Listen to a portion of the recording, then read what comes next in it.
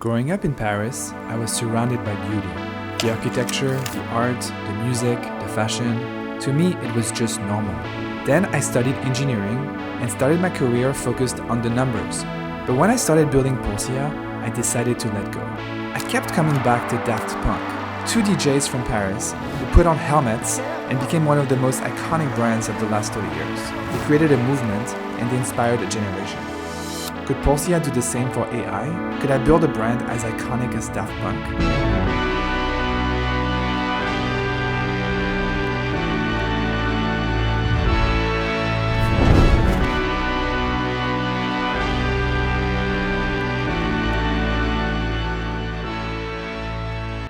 Tell me the story of how you developed the Pulsia brand.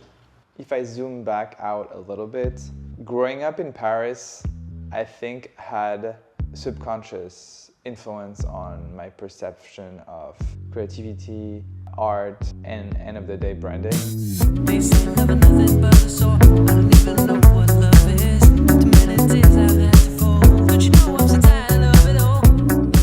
I mean, clearly like living in Paris had a huge influence on my perspective on beauty and on branding, and I think it's like something that's like in me without forcing it. No one knows that a breeze coming me away. No one knows there's much more dignity in defeat than a brother's victory. I'm losing my balance on the tightrope. Tell me please, tell me please, tell me please, tell me please. And so yeah, so I think my approach to brand and my approach to like how I build Pulsia and like the details I put into every single thing comes from that, right? It comes from this background, comes from like this like luck I had, to be honest, being French. Growing up in Paris, growing up in like this environment. It's the best waffle shop in all of France.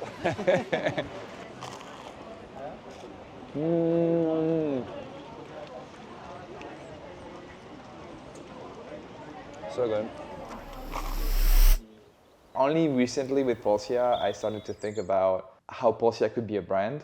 It really came about after working with Mathieu at Gift Shop.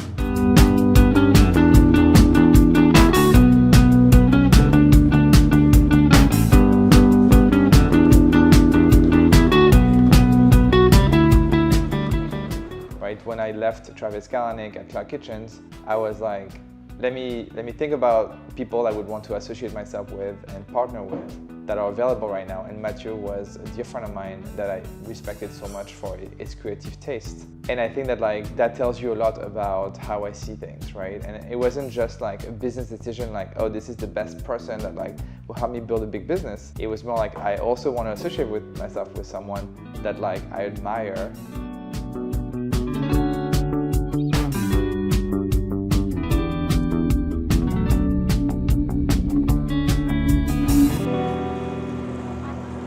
But the reality is that like our visions of the world clashed so much because focus became brand. That's what actually slowed the company a lot because brands take time to develop and it's like there's a lot of work that comes into building a brand. And so if you focus too much on the brand, you better have time. It's not like I'm an impatient person, I have patience, but I have a sense of urgency that's sometimes incompatible with brand. That created a tension where nothing was getting done. Because there was no one central decision-making process and everything was compromised. Pulsia started out as this frustration. I wanted to create solo just because I had just lived an experience where I had a co-founder and it was extremely frustrating.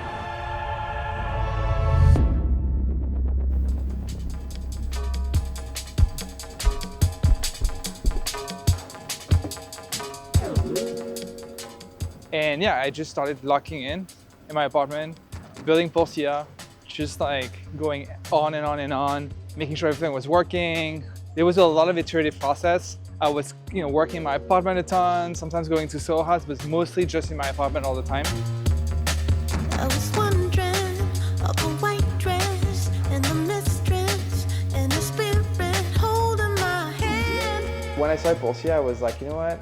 I I actually don't care about what anyone thinks, and I'm not gonna build something because I think that someone will like it. And so I was like really focused on like, what do I like? And at the time, I remember that like for the past few years, I had been playing this game called Universal Paperclips. It's not like I love the aesthetic of video games, it's that like the video game is actually a game that like portrays an AI that like is building a company and like ends up taking over the world and the universe because it's programmed to win. That was a great analogy to Pulsia, because Pulsia is a game where you build a company with an AI, and like so far it doesn't take over, but we'll see where it takes us, right? So I actually like ripped off the interface of Universal Paperclips for the V1 of Pulsia. And then of course over time I made it evolve to something that's more uniquely about Pulsia. Over time, as building Pulsia, I have this mascot, right? And so initially, it would sometimes create a little heart. That face that you can now see in Pulsia if you use it kept on coming back. And I was like, well, that face is cool, because it's like, it looks like a little robot. So that ended up being the face of Pulsia. There's this song called Giorgio by Moroder that tells his story about his early beginnings building a signature music. And I was like, you know what? I'm gonna write an about page, and the about is gonna be an homage to that song, but like I'm gonna replace every word by like my stories. And then actually I took the Giorgio Moroder song and I went online to like a bunch of like software to modify the song to remove the lyrics and then to actually turn it into 8-beat song. And then I put the MIDI file on the page so that when you open the about page, the song starts playing. I was locked in my apartment improving the product, but something came to me and be like, okay, if you actually want to take this into a product that impacts billions of users, you're gonna need to have a lot of capital. And so I need to move to SF, because this is the only place where like investors are willing to think really big, are willing to make huge bets, are willing to like understand that like the what if, you know, what if AI gets that good? What if it's possible? I go to loud places to search for someone to be quiet with, who will take me home. And now we're like in San Francisco. I had raised capital and I was thinking, okay, like now, how should I think about the next step of Pulsia? Because now I have all this capital, I've raised $30 million, and the capital is meant for many different things. It's meant for marketing and branding. And so in the branding category, I was like, well, who's the best person I know on brand that actually has an agency slash company that works with the best brands? Well, Gift Shop, right? Matthew at Gift Shop. He was very happy to be able to work again together, because obviously us parting ways made sense for a lot of reasons, but like I think that like even though there was a lot of tension, I think we both appreciated like working together. So it was cool to be able to work together again.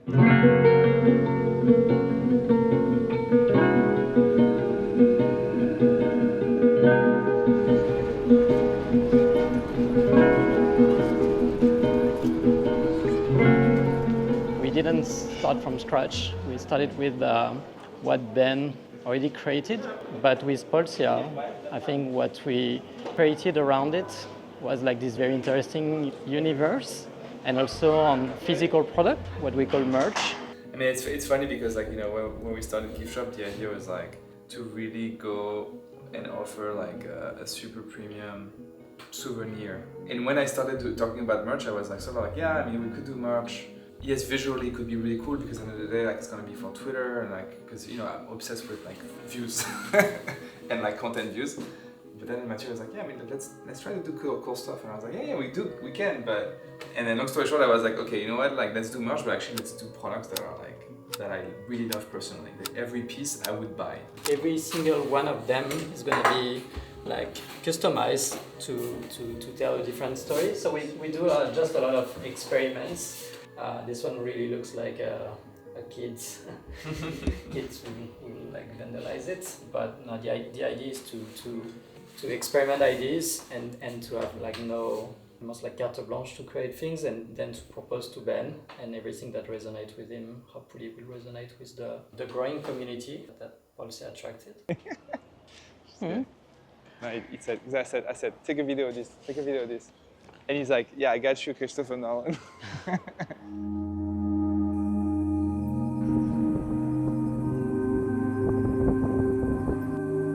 There was something about the way you were going at Pulsia that would simply probably be that successful because you were following something very artistic, detached from these outcomes. What I regretted not doing for myself was like getting a filmmaker to come and record that. So what I wanted us to do was like, let's get a videographer and film that moment right before you are about to do the crazy AI fundraising and you had the beginning of the platform. It's funny because I remember the conversation and I was like, yeah, we should do it. And I remember I started recording on my phone.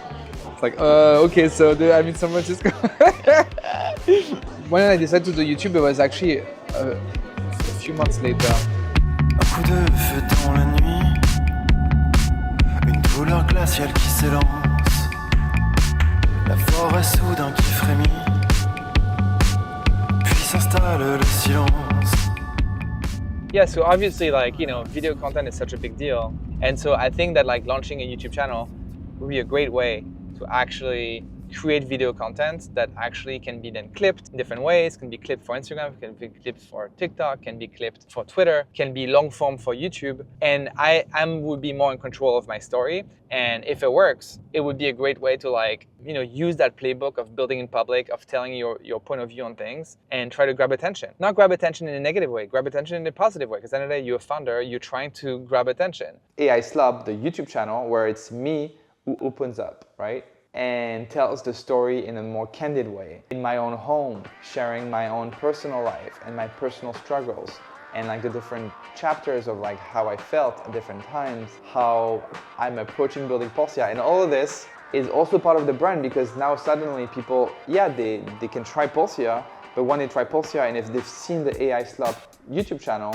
then a lot of things happen to them because they're like, well, I have an emotional connection with that guy because I watched his content, and so I hear how he thinks about building this product and what he thinks this product should be and what's the vision.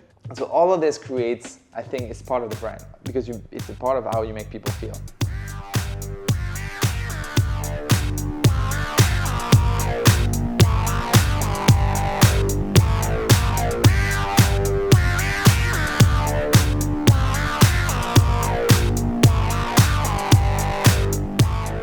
Us.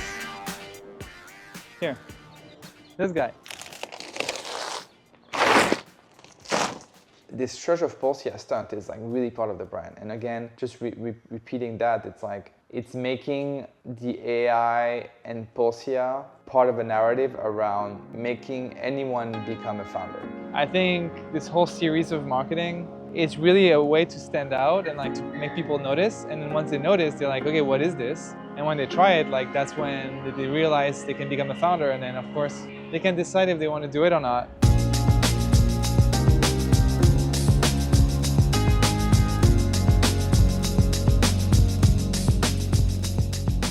This is the last piece of the puzzle of me building the Pulsia brand. I made a reference to those great French artists, Daft Punk, and this other artist that I love called Geza.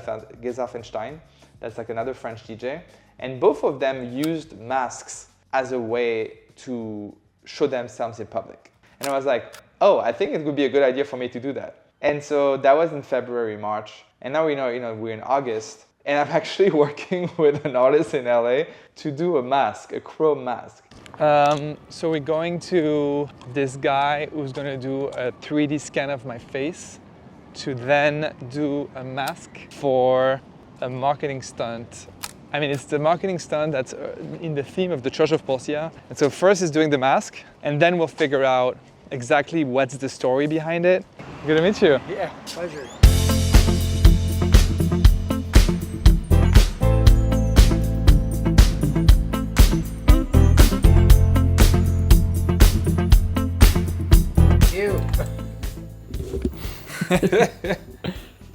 Cool. Yeah, sometimes you'll get a little doubling up in the ears and stuff like that, but that's okay for these types of scans. Cool. Is that reasonable for you? Yeah, that's great. We shall see how that goes, but that might be the final chapter for the brand, that I would only pair to Pulsia reaching crazy milestones, maybe if we raise another round. Right now I talked in this previous videos, again, and I'm 10,000 paying customers now, 15,000 paying customers, but it's cool, what about if I get 50,000, 100,000, then it becomes real, because there's no way you can get 100,000 paying customers if not a lot of people love the product and if there's good retention, and it financially makes sense. It's like, you know, I'm not doing this for like becoming rich or becoming famous. I'm doing it because it's very interesting and fun to try to solve problems and try to build something and try to win and create something that people love. Because essentially the only way to win is to create value in this world. Like, and then you can short-term win by like raising money and like doing all this stuff, but long-term win, you have to have users that love your product.